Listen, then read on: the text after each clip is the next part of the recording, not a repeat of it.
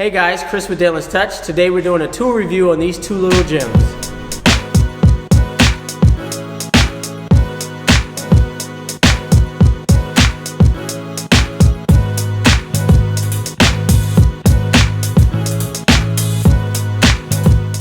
This is a new tool company for me. My buddy Dave, last year at MTE, actually this year at MTE, basically forced me to get these two tools. So far, it's a great addition to my tool cart, and it's the Carepoint 510 and 508. These little guys are super strong, measuring at about 12 inches and about 1/4 diameter.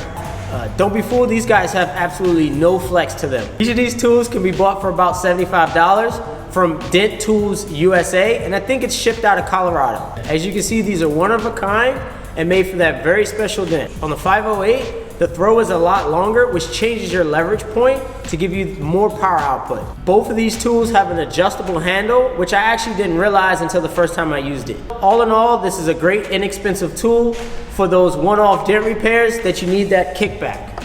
Thanks for watching. Don't forget to hit the subscribe button, and we'll see you next time.